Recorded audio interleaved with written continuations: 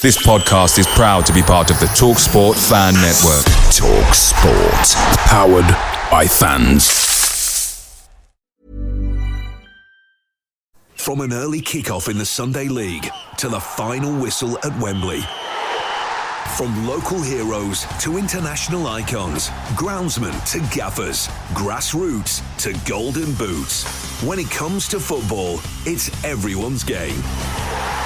Wherever you're listening across the UK, get your mates together with Carling, the beer of football. 18 plus, always drink responsibly.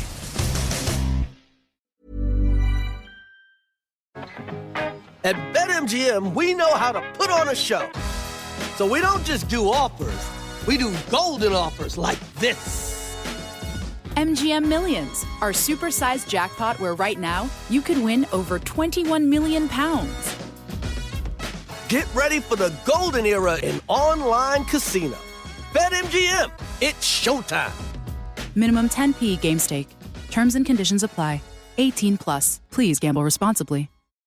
This podcast is proud to be part of the TalkSport Fan Network. TalkSport. Powered by fans.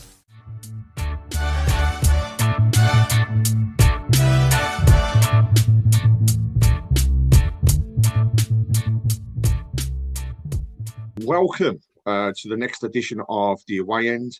I'm Craig Courtney and I am joined by Tim from the Fearless in Devotion podcast, which is one of the main ones for all Wrexham fans out there. So, Tim, firstly, thank you very much for joining us and going through a few things ahead of the game. Very welcome. So tell us a bit about yourself. I love the name, first of all, of the podcast. So how did that all come about? Not having something around the club is pretty unusual. Yeah, I mean, it's basically a line from a song which is called "Wrexham Is the Name," which was recorded years ago by one of the old sides from the heyday, and they took that song from Men of Harlech, which is an old Welsh song, very well known. So it stemmed from there, really, and yeah, that was just the line that stood out for me, and we sing it every match as part of the anthem. You'll hear it on Monday, no doubt. And it's just the one that kind of stood out, and it kind of resonates not just from our stuff, but I think it's any fan of any club. You're there through thick or thin. It doesn't matter what, highs and the lows and everything else. And yeah, it just went from there. So we thought, well, I think I sat there one Boxing Day, 2014, I want to say, Jesus. And I just thought, I'm just going to do like a little fan account and just start it like that, really. I previously done some stuff for the club officially. I used to do like match reports and the Twitter then and so on. And yeah, I didn't get bored of towing the party line, but there's only so many times you can try and jazz up a 7-2 home defeat to Gateshead. So I was like, I kind of want to have how I would normally say about that, in that it was absolutely shite. So, I just thought, do my own thing, have a bit of a fan's voice, which seemed to be lacking for a while. We've had like fanzines in the past, and we've got Red Passion, one of the message boards, but I don't know, I just thought I'd try it out, and obviously that's grown sort of ridiculously, especially in the last sort of several years with everything that's been going on. So, but it's great. I love it. It dominates a lot of my time on social media. You kind of got to keep up with the Joneses, or at least feel like you have. So yeah, there's a big element of responsibility to it. It's not just there to take the piss and have some barbs between opposition fans. That's part of the fun, of course. But it's just there to support the club. We put a tweet out before about one of our new players and didn't have a great debut last night, and there's a couple of people already saying, "Oh, it's going to be a waste of money." It's like, Christ, he's hardly kicked the ball for us yet. I mean, we've got it so good at the moment that people are struggling for things to whinge about. So you have to find something really desperate to whinge about. And I think that was one of them. So yeah, that's kind of how it came about. And we've done like a full colour fanzine, which is the first one of its type for the club. And yeah, we've done live events, which have sold out, which is crazy. The next one's in January, and that's sold out. We're like, this is what Noel and Liam obviously feel like, I guess, on a much smaller scale. After you charging extortionate amounts for tickets, that's the question. But, we had messages saying, well, at least it sold out before the dynamic pricing kicked in. Like, yeah, probably right. So. No, I mean, it's I mean, firstly, to follow the Wrexham story over the past few years, it's pretty phenomenal where you've come from and where you are now, and ultimately, let's not underestimate things. You're going to be a force in this division, and I know your owners set a stall out, which was to get you into the Football League and then through the Football League and into the Premier League. And, you know, I firmly believe at some point or other it will happen because you can see the drive and passion and what they've done with your club in terms of the community side of things and building that and then actually turning you around financially is a phenomenal job. It's actually it resonates, I suppose, with American owners a little bit because obviously Birmingham now owned by Knighthead and led by Tom Wagner is what we're seeing is a very similar thing. We are branching more and more and more into the community, bringing them into the journey as such, but making the club part of the city again.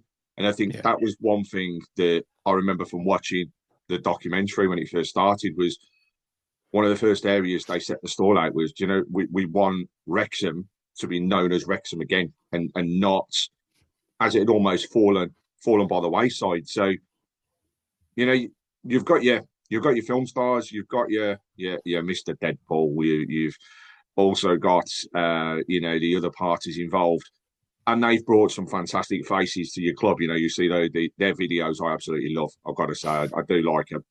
But how does it feel to be a Wrexham fan at the moment? If you take yourself back a few years to where you are now, would you have ever dreamt that you would be in this position, fighting ultimately for me to be in the Championship next season and wanting to go further?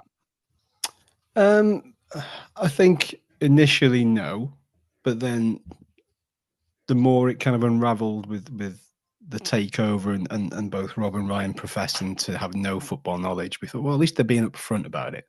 Yeah. So they install people in place that do know football, including a very well-known football administrator in Sean Harvey, which there's still several reservations about that for obvious reasons, but he has done some things in favour of the club, has to be said. So they've put people in that know football. Les Reed, he's kind of like heading up the recruitment side of things, obviously big involvement in Southampton in his day. So there's people there with a lot of knowledge.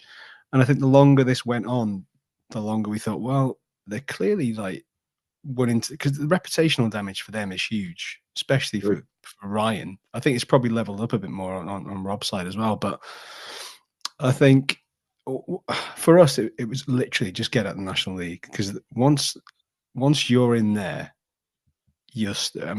nobody imagined we'd be stuck for 15 years. It was horrible. And I don't mean that disrespectfully to any of the clubs we faced, but when we've been on this ride that we've been on the last few years and we started going to places like Bolton and Sheffield United or whatever in the Cup, it feels like a long, long way away from your Hayes and Yeddens and Grays Athletics and everything else. And indeed, we had no divine right to get out that division, and that soon dawned on everybody after the first few years of not doing it and coming so close. In 98 points one season, Fleetwood with Jamie Vardy for them pipped us to it. They finished at 103 points, and eventually we get out of the league with 111, which is crazy, and then to do it again next year. I wouldn't say it was a massive surprise to me, just because of the way they've recruited, and we'd seen it so many times in the past where you can do that bounce straight away. It doesn't happen for everybody, but if you've got that settled dressing room and a solid core of players, and the turnover isn't too much over the summer, then it can work, and it did.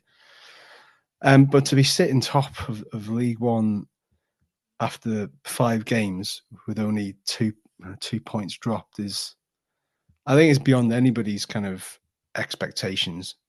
I think we would have been happy with probably half of that, just to kind of acclimatise to it, if you like. But I think you do yourself a bit of a discredit, if I'm honest, because the one thing that has stood out for me, and when we talk about this on Tilton Talk, is Wrexham are a side that are pretty stable. They have been for a few years. They've built the foundations and then built on top of that. So as you've got promoted from that National League into the second tier and then up again, what you've done each time is you've kept the nucleus of your squad and you've built on top and you've improved. You know, I think it's a foundation that a lot of clubs that are in that National League are going to look to copy and follow. And you know, I know Macclesfield went through the mill, and you know, with Robbie Savage going in there and doing the job that he's been doing, it's very very similar. They're building a team to get out of each league, that's in an aim to get to the top. And I think that that's a good way to take it. And the other thing is, when you've got a nucleus there, you don't want to upset the apple cart by bringing in lots and lots of different people. And I'm saying that as Birmingham have spent like 30 million in the transfer window.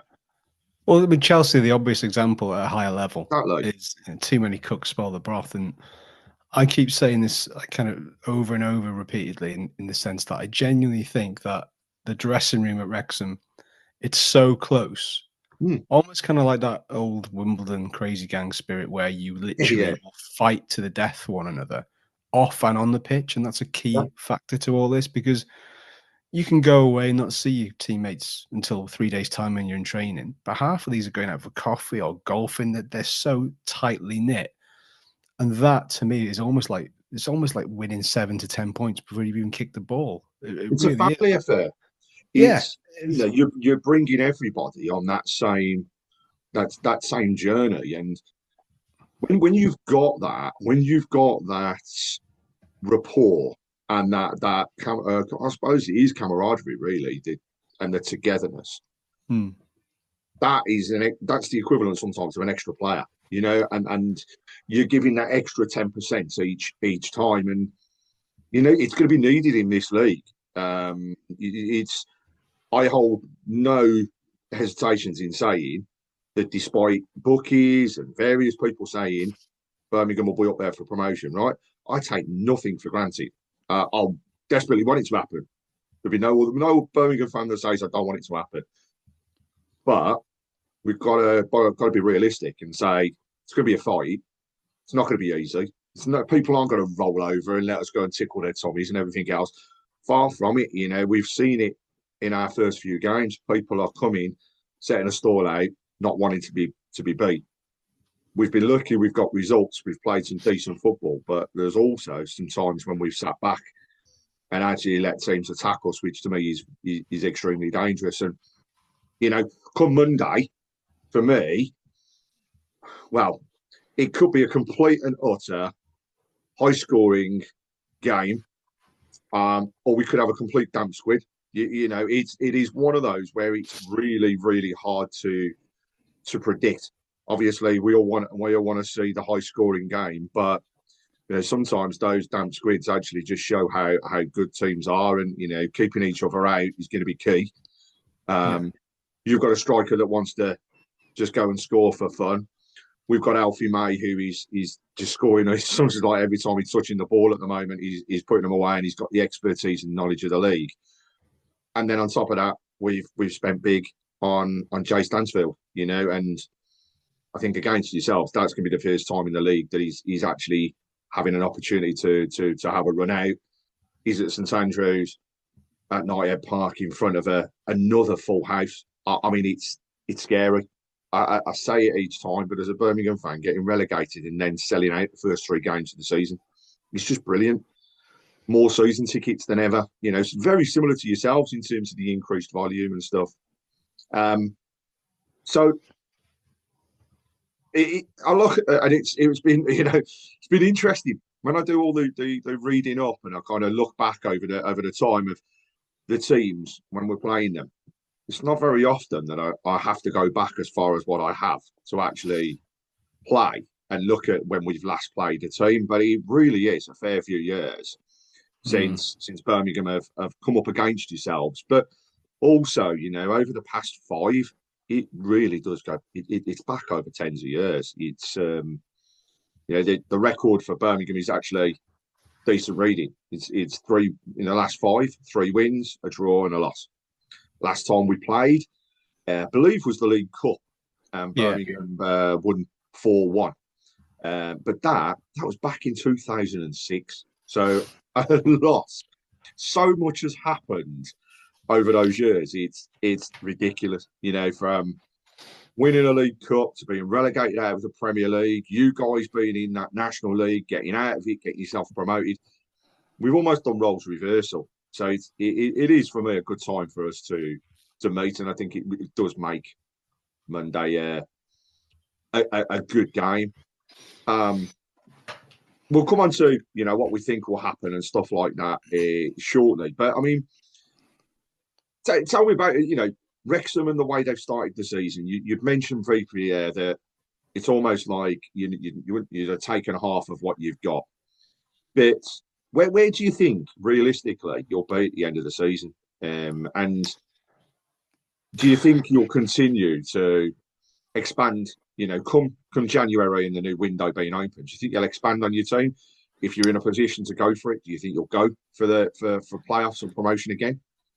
Yeah, I mean, I can't see any reason if it comes to January and you're kind of in the mix, it'd be the same for anybody. Anybody who's got the resources and can do it, then great. The only thing from a lot of people are saying that, it'd be good to consolidate. So if the worst was to happen and we didn't get anywhere near, then it wouldn't be a massive disaster as long as we would nowhere near danger of going back to League Two. So there's all this consolidation talk. However, that seems to have evaporated all of a sudden after the start we've had. I never said it. I was like, well, pretty confident. Positivity. Yeah, but I mean, winning's a habit. It's like losing's a habit. You snap out of it, and there's a reason why Wrexham fell out the league to begin with. It's a combination of bad luck and administration and rogue owners and losses. At the end of the day, if you're not getting paid to play, you're almost up against it. So that was almost like inevitable in the end. But then, I mean, I keep on the home record we've got. I mean, I keep saying it. It sounds ridiculous. I put Phil Parkinson's record of Wrexham at home up there. It has to be amongst the world's best. It's ridiculous. Brilliant. It's unbelievable. We've lost 6 times in 4 years, 3 or 4 years at home. That's mad. That's mad. As well. The one that really stands out for me, was it the FA Cup against Manchester United? Was it last season? It was Sheffield United. The Sheffield United. That's right. It stood out an absolute mile around that never say die attitude that you said has been instilled into the team. And there wasn't one point when I looked at that game and thought, they're going to be in trouble here. In fact, you could see that you were just going to go hell for leather, and not that it doesn't care, but actually it was controlled. Your manager definitely brings that, and I think he got a wealth of knowledge and experience that he can bring to a team. We've kind of got the opposite at the moment. Chris Davies, this is his first role as number one. What we're seeing is a lot of the techniques that definitely he's picked up from, being with the likes of Liverpool, Celtic, Spurs, Leicester. You can see that mentality that he wants to bring to the team. That, I think, is the same with yourselves. When you start seeing your manager coming through in the players, that's when you've got a team that's a force. Yeah. When they're against each other, you need to worry. So tell us about Monday then. I mean, first of all, are you coming to Birmingham? Are you lucky enough to get tickets? I am. There it is. Lovely. Been to pick it up earlier on. So that was nice. And walking into the club shop and seeing Australians and all manner of nationalities in there having tours and pictures. It's just like, what is going on? It's so weird. It's so strange. I mean, it's already been the hype around this game. I've not known it like it for ages. From our point of view, we kind of feel like we're benefiting from having the likes of Birmingham and maybe sort of Huddersfield and so on in the division, because the pressure is off us a bit more in the sense of the spending. We can just get on with just doing what we're doing in the background whilst the cameras are rolling for the documentary, etc. But they're used to that now. That the camera crew and all the associated staff are just an extended part of the squad really now, which shows the element of trust between the players and the staff and everything else. So that's really, really good. But yeah, Monday, it sounds sad, but at the time when it was in an hour whether you're coming down or not, there's a lot of us obviously quite naturally going, I'd rather it be them than whoever else, because like you get greedy and you look at the away days. And I can't remember who beat you to it, but I was just like, well, yeah, but it's almost like a leveler, because it's real. I think this League One, looking at it, must be the most competitive League One that there's probably ever been in the last 15, 20 years, if not longer. It's mad. It's like a championship 2.0. It's crazy. So I'm excited because I was there for that one win, 97 one. I was there for that. Great memories of it. I remember there was a pub there called the Wrexham, which I've spoken to quite a few, because my best mate's brother is a big blues fan, and her dad's a big blues fan. So we were asking them about it. It's no longer there, the Wrexham, but it isn't now. But yeah, I was used to drinking there myself, so I have no idea why it was called the Wrexham. This still, and I know it was referenced in Peaky Blinders as well. I was like, my God, I knew that. I remember seeing it. I was like, why is it called the Wrexham? I was like, we can't go in there, because you could just, you approach it as like, I'm not sure that's a very welcoming pub. We'll give that a swerve. So, but yeah, good memories from that game. I met Jasper Carrott at a previous match where we got hammered 5-2, I want to say. I think we were leading at halftime, then we got thumped, and because we were winning at halftime, I met Jasper Carrott, and he was furious, miserable. So for the kids listening to this, he is an old comedian from Birmingham. I tell you what, he still turns up, and he's still down there to watch the games. And obviously, you reference Peaky Blinders, but Mr. Knight is fundamentally involved, and it's quite funny because when you've got your documentaries, there's documentaries that have just been released on Birmingham. There's obviously the camaraderie and banter that's already started across the social media channels. I saw that Rob posted the other day on X, TB12, will we see you there? We'll be there. And it's kind of, as it's seen, it's the turnout on the night, potentially, of the film stars against the American football star.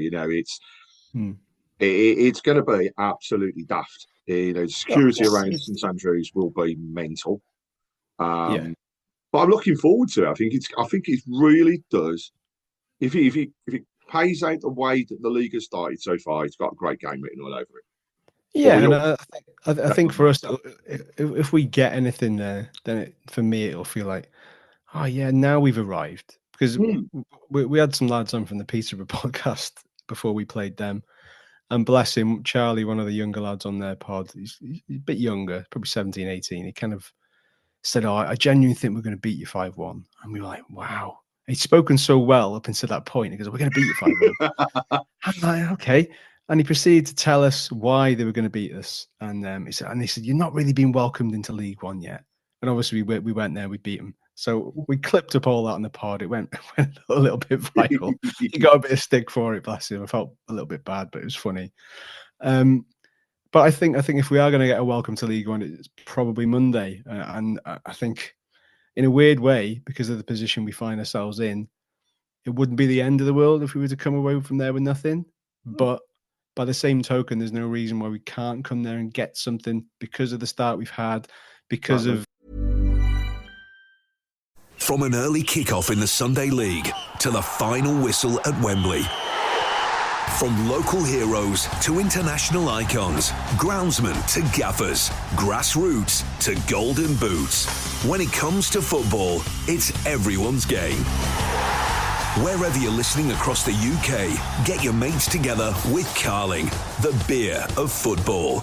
18 plus, always drink responsibly.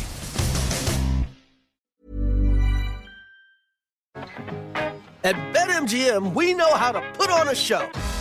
So we don't just do offers, we do golden offers like this.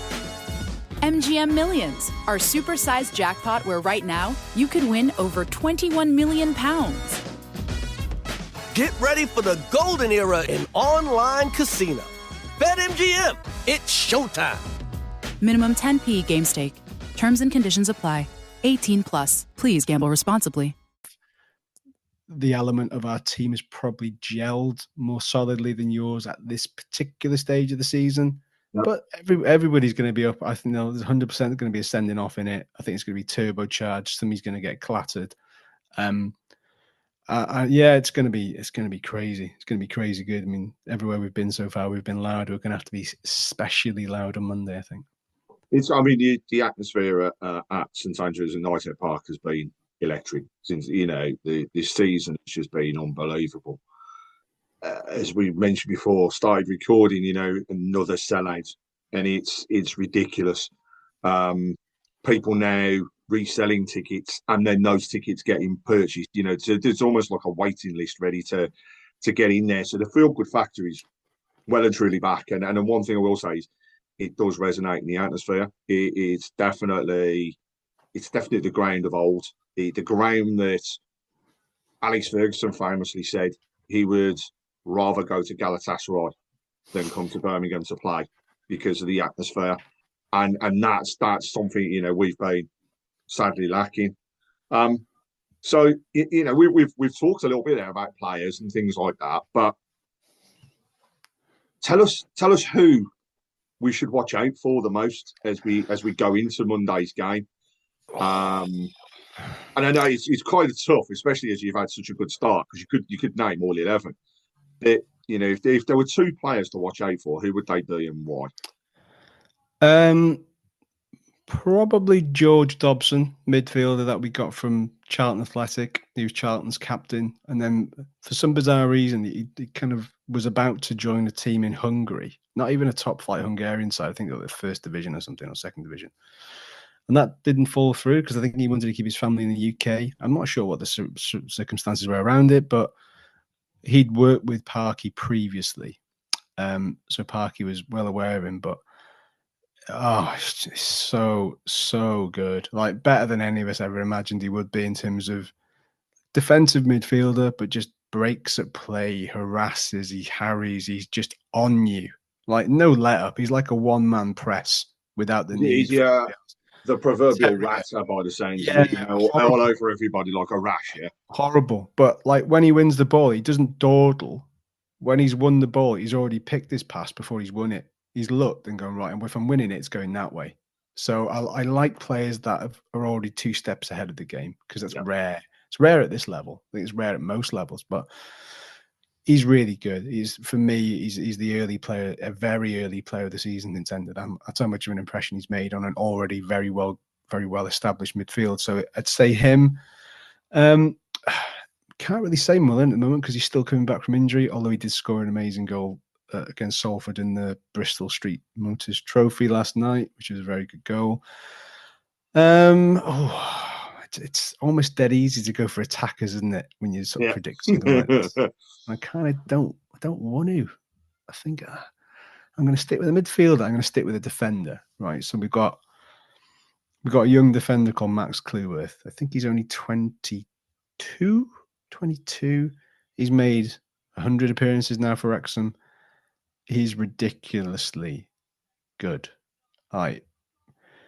He had a few moments where he learned some harsh lessons, especially in that cup run where we beat Coventry, and he came up against I forgot the name of the fella now. He's since moved on, but he did really well for Coventry.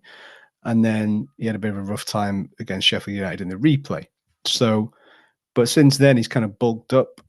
He looks the part. He plays out from the back with such confidence, but his passes is just like defense splitting balls. Like, what is he doing for a defender? It's crazy. It looks like he's not even started shaving yet. It's bonkers.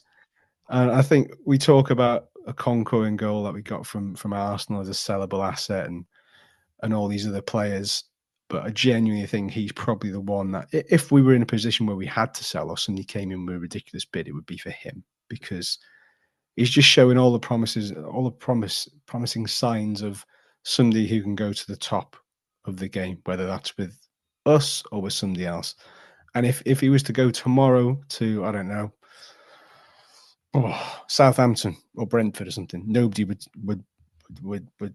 have a bad word to say against him because of how good he's been. He's come through the age ranks from all the way through the youth academy and everything else. And yeah, I mean, he's one of the first names down on the team sheet, and he's just so reliable. Homegrown talent, you can't beat it. And we've had, I say homegrown talent, but actually, from a Birmingham point of view, there's not many of our youngsters that are still with us that have come through the ranks, but that's because they've done a similar thing. You know, they've come in, they've set the stall out, they've gone on to improve. You know, we've lost Jordan James this year. Super George James, like when you came down, like it's shot from a Wales perspective. Like, it was great, yeah. Do you know what? Jordan James, though, he never really, for me, got his opportunity to set his stall out because of what was going on at the club. Too many managers, too many people trying to swap it about. I never thought I'd say this, but actually, he played his best football under Wayne Rooney, and we all know Wayne Rooney was atrocious at Birmingham. But he did play his best football there, and I wish him well. And then, of course, we had the Bellingham brothers, who both gone on to major things. Job doing his work up at up north, and he's going to have his opportunity. He's going to be a Premier League player without fail. Talks about some of your recent players, but here's a bit of a challenge for you. I found this so hard. Can you name 4 players that have represented both clubs? I mean, one should stand out an absolute mile because he wasn't there too long ago. I've been thinking about this. And I think I've got it. You know, I think. And I've not looked at my phone enough, and I'm well. I believe you. I've seen you on camera. I know you haven't. So, got it far away. Give me 4 players. So obviously, Brian Hughes. Yep. Obviously, Barry Horn. Yep. Ben Foster. Mm-hmm. Andy Marriott. Now, Andy Marriott is an interesting one. He did play, didn't he? Because I remember he actually play. Did he not? He didn't actually play for Birmingham. He was at the club, but he didn't actually play a game. So it's because it did come up on the list, and we was having this conversation earlier between us on the show. It's like, no. But he was there, but he didn't actually play. Where was he? He made that mistake where he put the ball down, somebody ran in, and maybe that was out. Yeah. It was. I mean, you've mentioned one player there, Yoza. Wow. Wow, what a player! You know, when he was at Birmingham, he was heads and tails above the players that he was up against. He was phenomenal. He's just a friend of the show as well. You know, we've spoken to him on a couple of occasions through Tilton Talk, and he has just been brilliant. But his passion for the game when he was there shone through. His touch on the ball and his passing was just brilliant. But also, he had that eye for goal. So it's like, he was just a superb player. And when we signed him, people were like, oh, really? But yeah, then he stood out. There are a few other names, but I tell you, these tested me. I kind of want to say Sam Williamson. Haven't got Sam down on my list. But Okay. I mean, to give you Jack Deanman as one. He was an under-18s apparently from yourselves and joined Birmingham as a centre-back. Doesn't ring a bell. Kevin Rogers, Frank Carudis. We're going back. Going back in the years now. Steve Fox, John Roberts. Back many years. Colin Green, Johnny Schofield, and the one that went the furthest back was a gentleman called Don Weston, who would have been well before both of our times. So, you know, apart from that, we haven't really seen too many players that have crossed the divide as such between the teams. But there's been some good ones. And Fozzie, you know, most recently being the one that helped you out the league and stuff like that. So I guess the question now is Monday night, how do you think it will go? What's your heart telling you? What's your head telling you? And what's your prediction on the result? My heart is saying there's no reason why we can't go there, proper lay down a marker with a statement, win, and go, right, you're taking notice now, kind of like vibe. Because, you know, it's a weird situation. And nobody realistically, unless you're a sadist, nobody enjoys being disliked. Okay, at any level, unless you're James McLean, who loves it. He does, yeah. It's written on his top that he's now. He's a hero. I couldn't stand that man when he joined us. Now he's a hero. So part of me says, the heart says sneak a 2-1. The head says 2-2. So you've mentioned a little bit about the pride and the passion that will be showing through with your teams, and your 2-2 was resonating. But I could definitely see in your face there that actually you want to come away with the 3 points. So I think anybody that comes to St Andrews is going to face a challenge. It's going to be an open game, definitely. Teams will come at us. It's to be expected. We play very front-footed, so we're on the press at the moment. So there are opportunities, and there always will be. But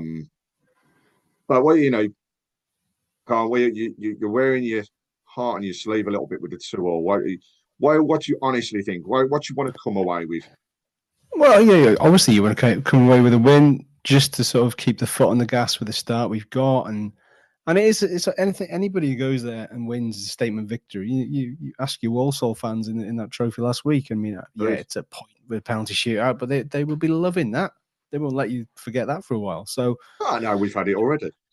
Yeah, so ultimately, you kind of want to go there, big occasion on TV. It's going to be a good advert for League One football, regardless. All the razzmatazz just adds to it, but I think you have to respect the competition. You have to respect what is going on, what's being built. I think some clubs don't do that for us. They don't really respect what's being built because all they'll see and hear, quite annoyingly, and I can see why it upsets so many people, is because of the headlines it generates for Wrexham. You have to mutter something. It's like last night, Paul Mullin pulls a Deadpool mask out in a kind of a nothing game, but everybody suddenly knows about it. That's the way to generate headlines from nothing to keep things ticking over. It's clever marketing, and they're learning from very clever marketeers. So I think it's going to be great. I think Parky will fully respect it. He's done his homework. They all will have done it. And like you say, after all this talk, it'll probably be goalless or something. But as long as you don't get thumped, and I thought if you thump us, then we'd all go away going fair play. They'll probably win it, and that's not being us being arrogant. It's just we haven't. It's been a long time since anybody's really tonked Wrexham because they just don't like it. Nobody likes it. But when you've got that winning mentality, it's hard to shake. It's hard to shake, and it's nice to have a dose of reality. We had that at Sheffield United. In the cup, and that will bite. There'll be a time where we don't win for 6 matches, and the people who've only been coming to the games have seen us win and will not know what to do themselves. That's where we have to education. This is what it used to be like all the time. So yeah, I think it'll be amazing if we get anything from it, and I think any sane Wrexham fan will probably agree with that. My head says, yeah, we're going to go there and do it, but I'm only saying that because for the first time in my entire life, supporting this football club the last few years has made me believe that this team can go to most places and feel like they can get something. If you've got a team who can go and feel like they can get something, then there's a chance that they can. They did that at Coventry, and I said to my dad, I said, we'll win today. And I said, there's just a belief about this team that says they're going to come there. We're still in the National League, but let's make a bit of a name for ourselves beyond the documentary. So it's all baby steps, but that are coming quite fast. So yeah, it'd be great to see us win, and I hope we do. But I would not be massively, massively upset if we were to have a point from it. I mean, Birmingham is still gelling. It's simply, we've built a squad across really the summer. We got rid of people that I don't think had the fight and the heart, like you're describing in your team, to actually take Birmingham forwards.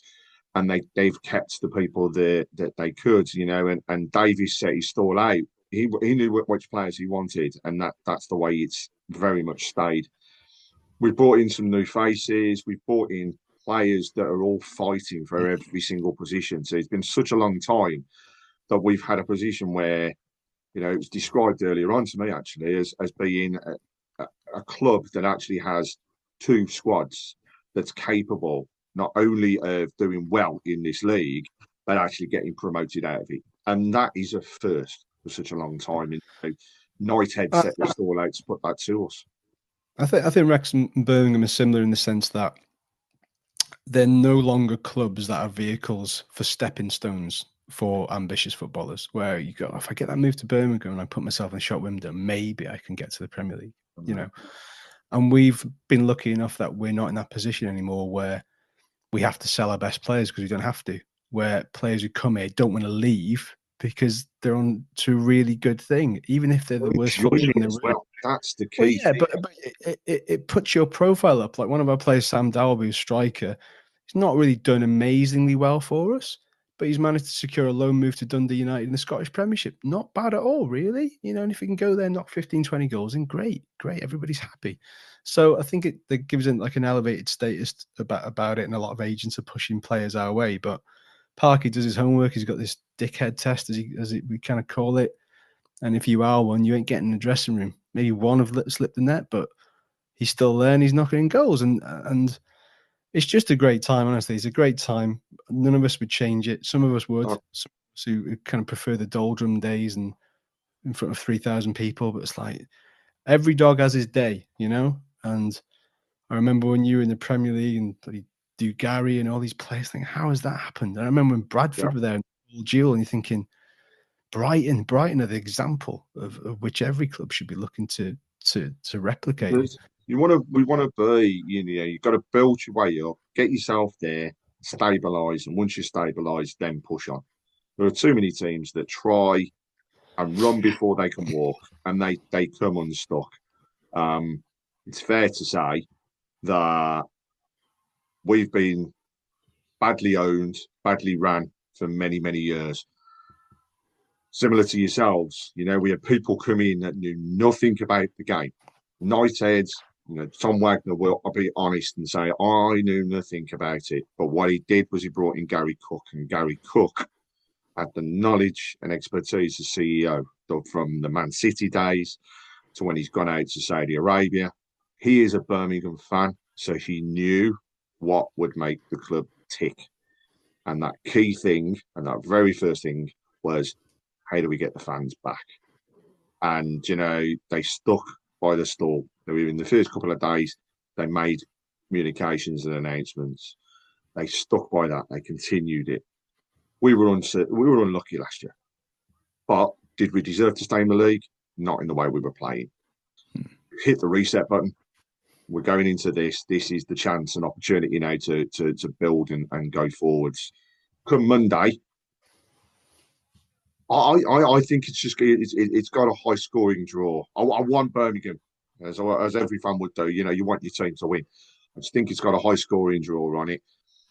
I don't think we'll keep a clean sheet. I just can't see it. We're too open at the moment, and people will break us down and will see mistakes, take advantage of those. But we've got a phenomenal player in Alfie May. He's got the golden touch, you know what I mean? He's not afraid to have a go, and he's got the knowledge of the league. And we got Jay Stansfield that's going to turn out in the league for the first time.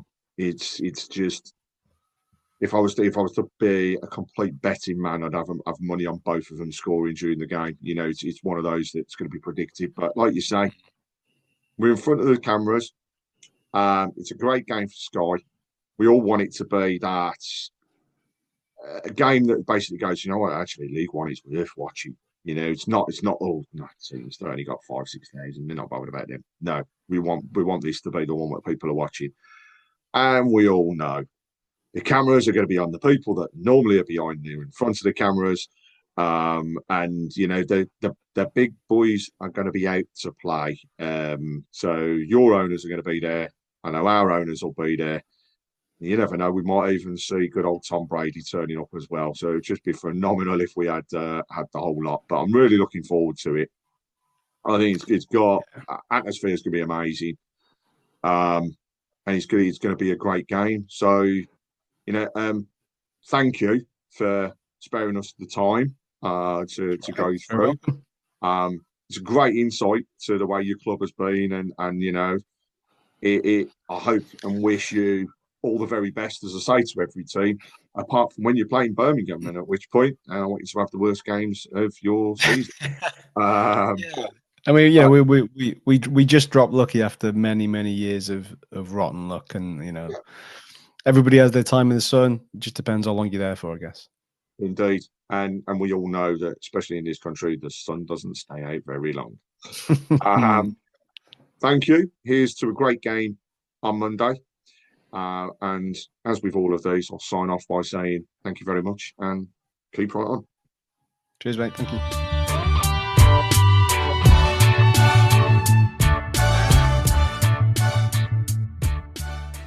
We're BetMGM Sports and Casino.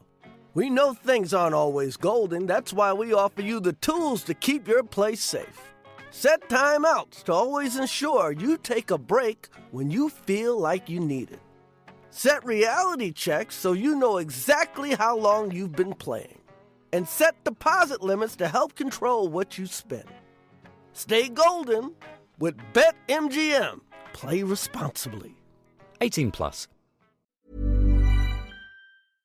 From an early kickoff in the Sunday League to the final whistle at Wembley. From local heroes to international icons, groundsmen to gaffers, grassroots to golden boots. When it comes to football, it's everyone's game. Wherever you're listening across the UK, get your mates together with Carling, the beer of football. 18 plus, always drink responsibly.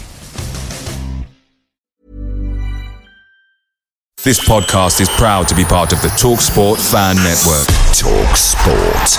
Powered by fans.